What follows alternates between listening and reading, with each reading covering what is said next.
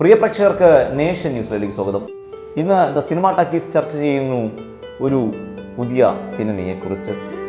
ഏതെങ്കിലും ഒരു sports item കയ്യിലുണ്ടെങ്കിൽ ഗ്രേസ് മാർക്ക് ഒപ്പിച്ച് എങ്ങനെയും കോളേജിൽ അഡ്മിഷൻ ഒപ്പിക്കാമെന്ന് കരുതി ബോക്സിംഗ് പഠിക്കാൻ ഇറങ്ങുന്ന കുറച്ച് +2 പിള്ളേരുടെ കഥ എന്ന ഒറ്റവരി പ്ലോട്ടിനെ സഹയോഗ്യകാരനായ ശ്രീനി ശശീന്ദ്രനോടൊപ്പം കൂടി ഒരു തരി വലിച്ചു നീട്ടലോ നാടകീയതയോ ഇല്ലാതെ എവിടെ ആളുകൾ കൈയടിക്കും, എവിടെ ആളുകൾ ആർപ്പ് വിളിക്കും, എവിടെ ആളുകൾ ചിരിക്കും എന്നിവ കൃത്യമായി മനസ്സിലാക്കി അതെല്ലാം ഉൾക്കൊള്ളിച്ചുകൊണ്ട് സ്ക്രീനിൽ വന്നു പോകുന്നവരെ എല്ലാം നായകന്മാരാക്കി സ്ക്രീൻ തിരക്കഥയിലേക്ക് മാറ്റുക അപ്രായോഗികം. അതയാൾ കൃത്യമായി ചെയ്തിരിക്കുന്നു.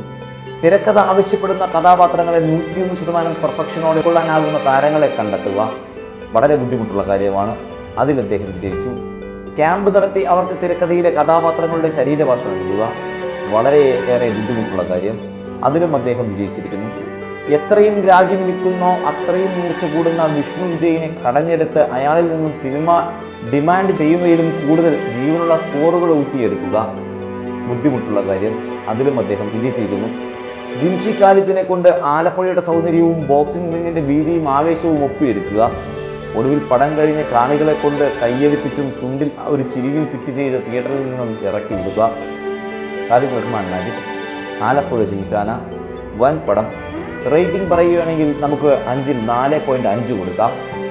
അഞ്ചാമത്തെ കരിക്കിൻ വെള്ളത്തിൽ നിന്നും ഉണ്ടയിലേക്കും ലവിലേക്കും തല്ലുമാലയിലേക്കും അവിടെ നിന്ന് ആലപ്പുഴ ജിംഖാനയിലേക്കും കയറിപ്പോകുന്ന ഫിലിമോഗ്രഫി.